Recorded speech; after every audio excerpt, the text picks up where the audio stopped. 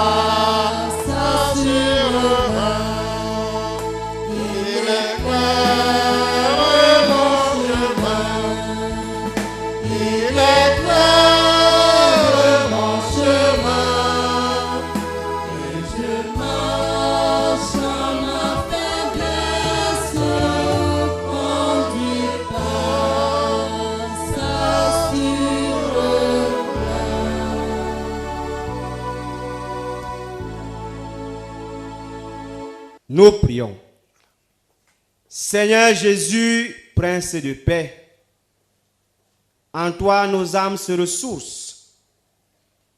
Tu nous accordes encore la possibilité cet après-midi de t'écouter à travers ta parole. Tu es source de sanctification.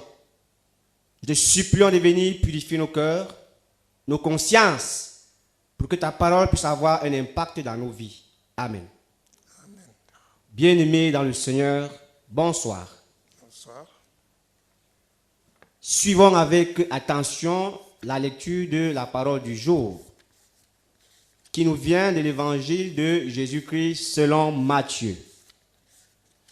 Matthieu chapitre 6, versets 16 à 17. Matthieu chapitre 6, versets 16 à 17. Il est écrit: lorsque vous jeûnez, ne prenez pas un air triste, comme les hypocrites qui se rendent le visage tout défait pour montrer aux hommes qu'ils jeûnent. Je vous le dis en vérité, ils reçoivent leur récompense. Mais quand tu jeûnes, parfume ta tête et lave ton visage. Bénissons cette parole.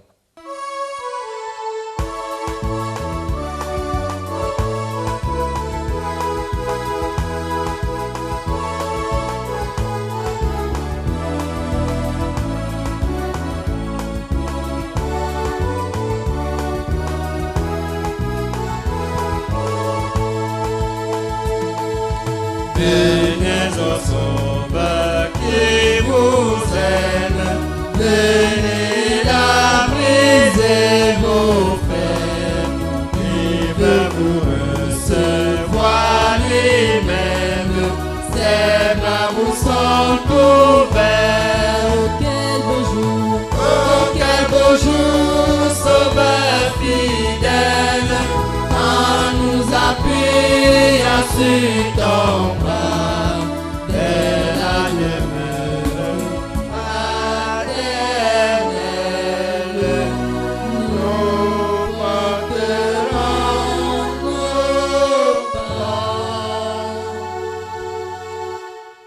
Merci Seigneur Jésus parce que tu nous aimes, parce que tu nous éclaires. Amen. Amen. Bonsoir bien-aimés dans le Seigneur. Bonsoir. Nous venons de suivre la lecture du message du jour tiré de l'évangile de Jésus selon Matthieu en son chapitre 6, versets 16 à 17. Le thème du jour est le suivant. Le jeûne fait-il partie de la vie spirituelle du croyant? Le jeûne fait-il partie de la vie spirituelle du croyant? Chacun de vous va répondre à cette question. Le jeûne fait-il partie de la vie spirituelle du croyant?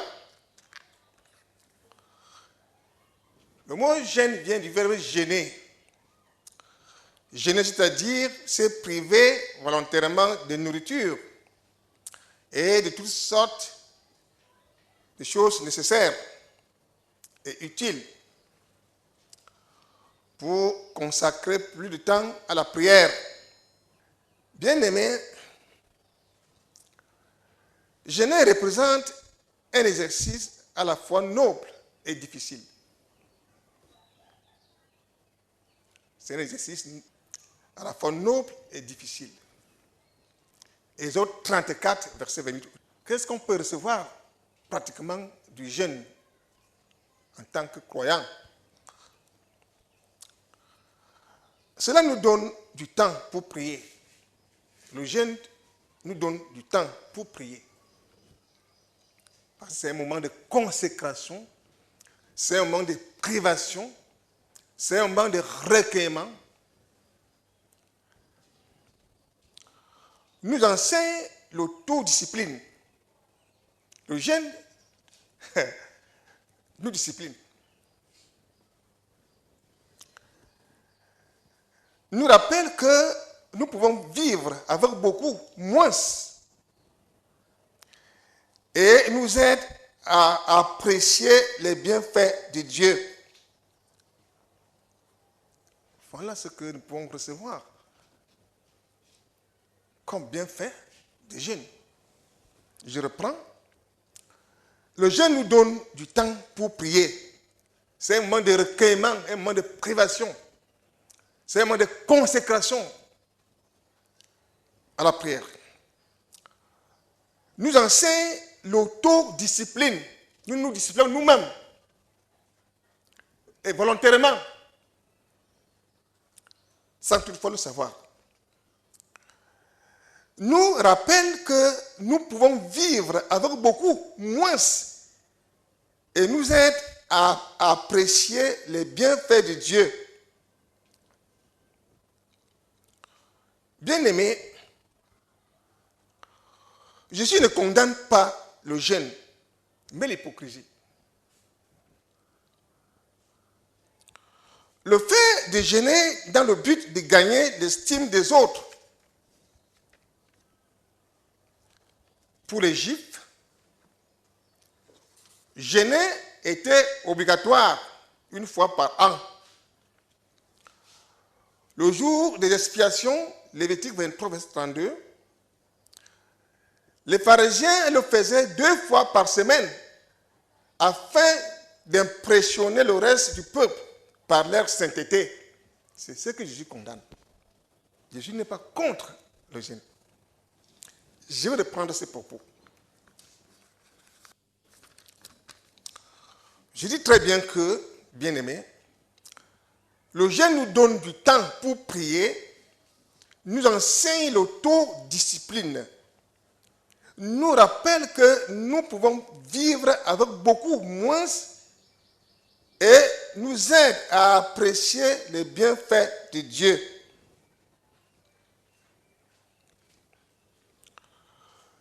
Jésus ne condamne pas le jeûne, mais l'hypocrisie. Le fait de jeûner dans le but de gagner l'estime des autres, c'est le problème. Pour les Juifs, jeûner était obligatoire une fois par an. Le jour des expiations, Lévitique 23, verset 32. Les pharisiens le faisaient 2 fois par semaine afin d'impressionner le reste du peuple par leur sainteté. C'était un jeûne purement formaliste. Jésus appelle à la discrétion. Moi, je reconnais les gens qui jeûnent ici, parfois la face est attachée, ils affichent une mine triste. Vous n'allez rien recevoir. Rien. J'y appelle à la discrétion et à la sincérité dans les actes de sacrifice personnels. Ça veut dire quoi? Parce que lorsque nous jeûnons aujourd'hui et que nous parvenions à aider, que ce soit sincère,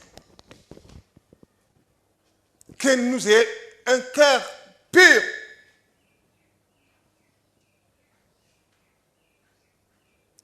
Qu'on ne le fasse pas pour montrer que nous jeûnons et nous sommes en train d'observer les règles du jeûne, que cela vient du fond du cœur.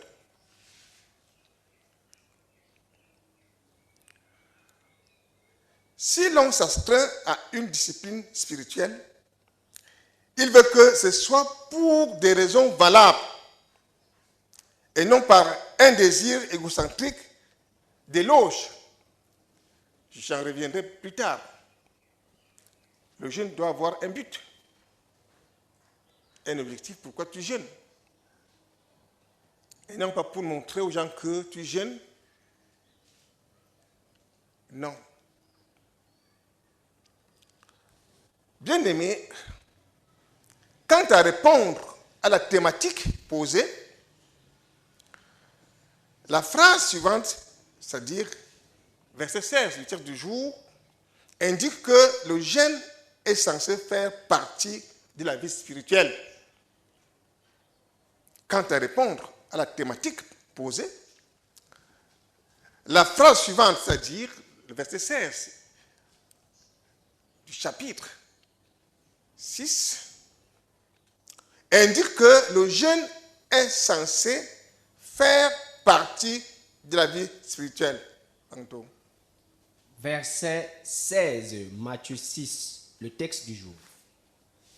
Lorsque vous jeûnez, ne prenez pas un air triste, comme les hypocrites, qui se rendent le visage tout défait, pour montrer aux hommes qui jeûnent. Je vous le dis en vérité, ils reçoivent leur récompense. Ça veut donc dire que le jeûne fait partie de notre vie spirituelle. Jésus le reconnaît. C'est un enseignement très très vaste. Bien-aimés,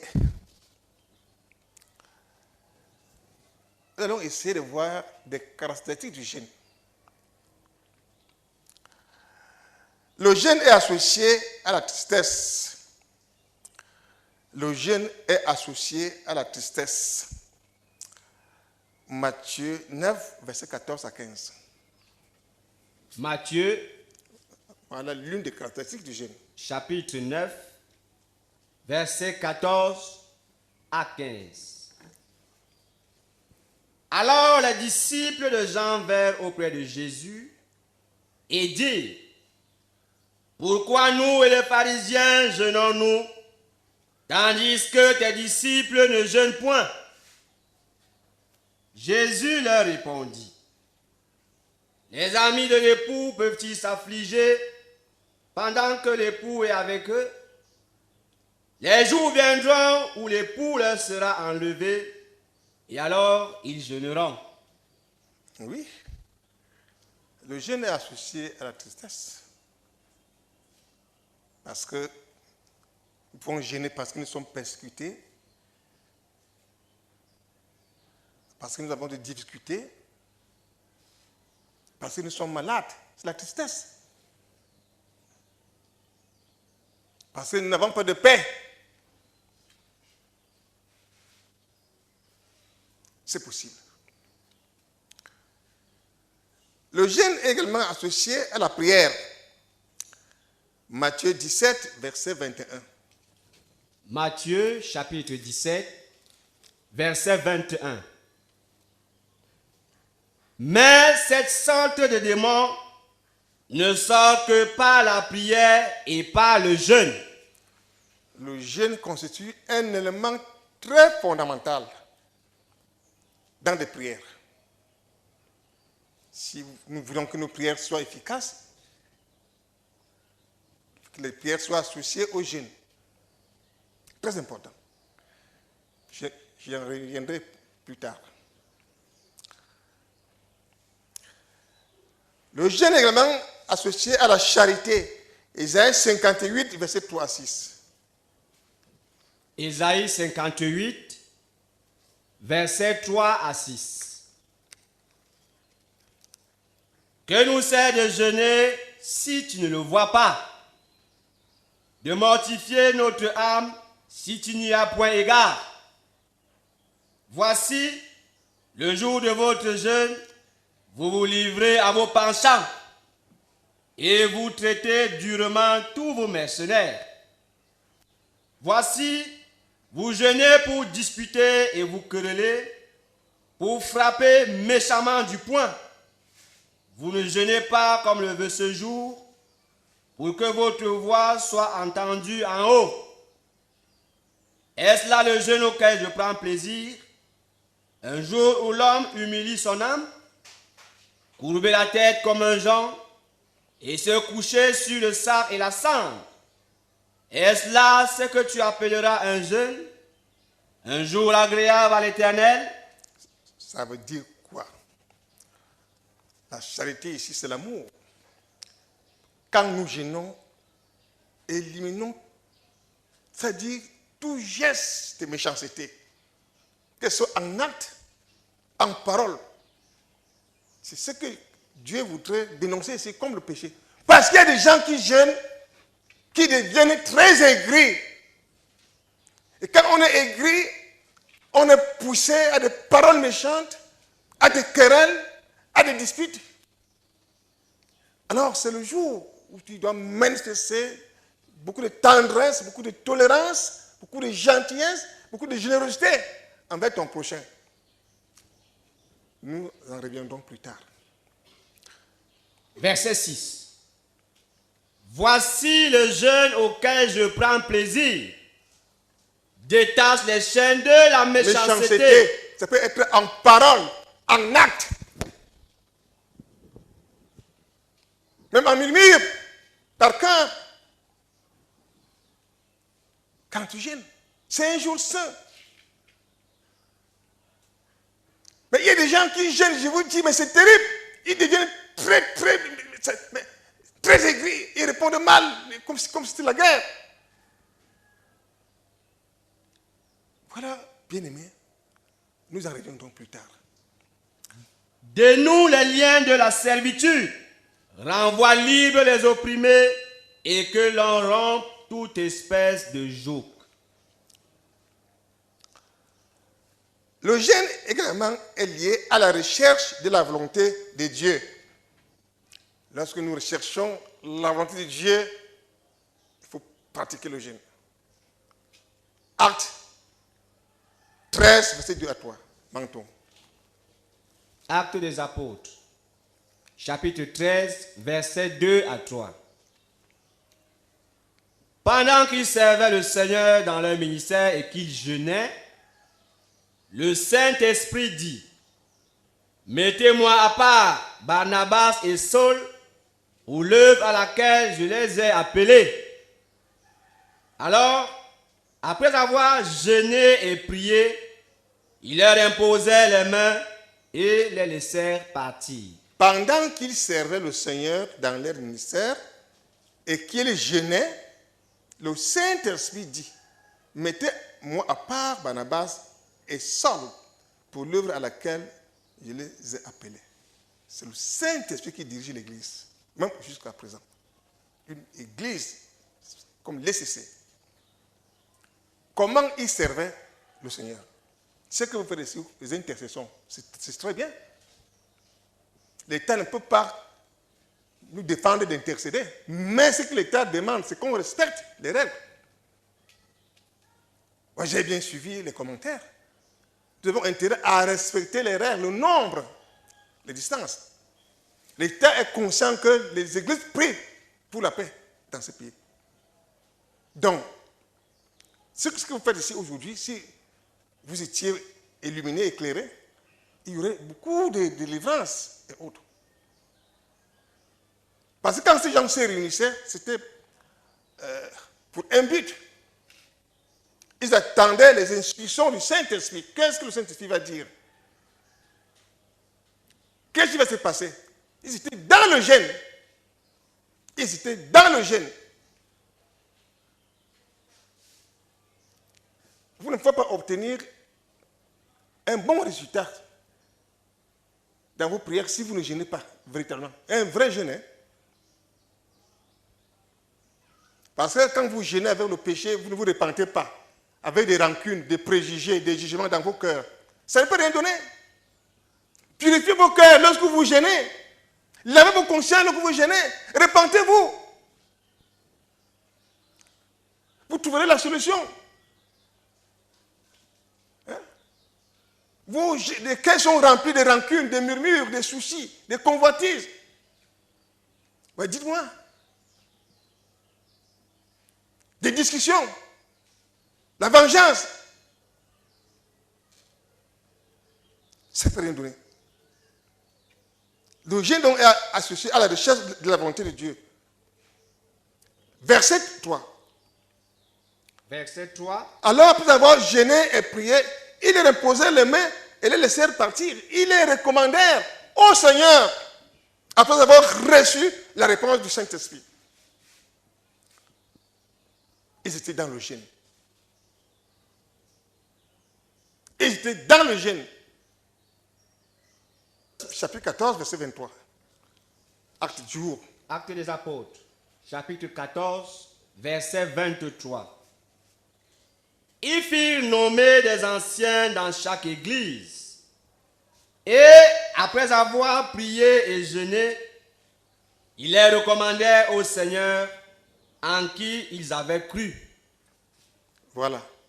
Acte 14, verset 23. Ils firent nommer des anciens dans chaque église. Et après avoir prié et jeûné, ils les recommandèrent au Seigneur en qui ils avaient cru. Pour être dans.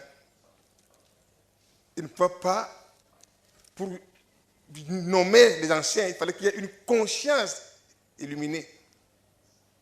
Il fallait jeûner. Ce n'est pas comme aujourd'hui. Il fallait être illuminé. Qui choisit comme ancien? Si je me mets à travailler de cette manière ici à l'église, on n'aurait même pas 15 anciens ici. Mais Dieu vous a appelé pour que vous progressiez, vous grandissiez. Si aujourd'hui je procède, je me mets à travailler comme ces gens travaillaient, je n'aurai pas 15 anciens ici dans cette église. Mais je tolère. J'aimerais que vous grandissiez, qu'on puisse grandir ensemble, qu'on puisse progresser ensemble. Voilà comment est-ce que ces gens travaillaient. C'est, en quelque sorte, je peux dire que ce n'est pas encore un enseignement exhaustif du jeûne. Cet enseignement est considéré comme prélude. Donc, vendredi, on va poursuivre ces enseignements. Bénissons ces paroles. Amen. Amen. Nous prions. Le jeûne fait-il partie de la vie spirituelle du croyant? Seigneur Jésus, tu réponds à cette thématique à travers cette exhortation. Le jeûne fait partie intégrale de la vie spirituelle du croyant. Mais tu condamnes notre hypocrisie. Tu nous invites à la sincérité. Si nous voudrions que pendant nos moments de recueillement, de privation, Seigneur, notre voix soit entendue en haut. Il n'y a que toi seul pour purifier nos cœurs, pour transformer nos cœurs, pour que nous soyons animés de la charité, que tu chasses de ces cœurs la méchanceté, Père, pour que nous puissions faire ta volonté. Merci, Seigneur, pour cet enseignement prélude sur le jeûne. Nous te recommandons la suite afin que tu continues à veiller sur nos vies. Nous nous remettons à toi à travers ce cantique.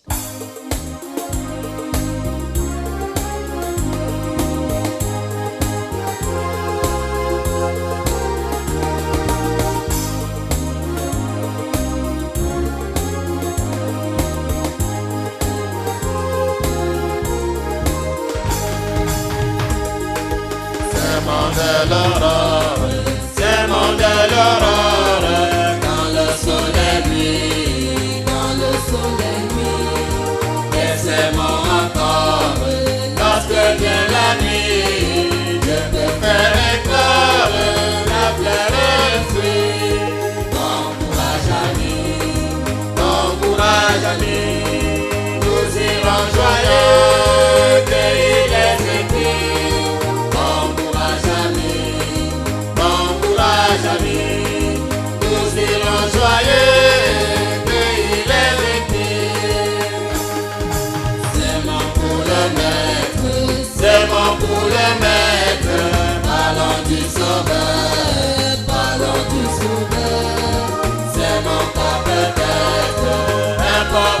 pécheurs, en nous pour remettre au secret bonheur.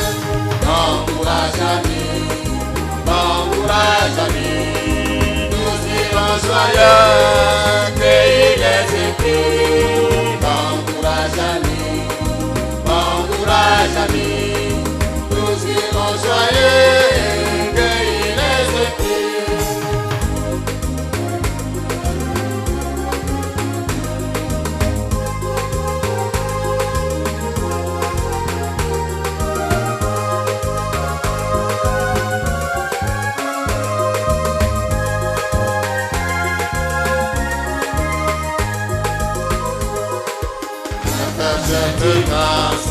Natasha Dimanche, et dit le chemin, le bon espérance, du travail des mains, le Dieu la puissance, fait germer le blanc. Bon courage ami, nous irons joyeux, cueillir les épis. Bon courage ami, nous irons joyeux, cueillir les épis. Que ces messages nous accompagnent tout le long de cette semaine. Amen. Amen.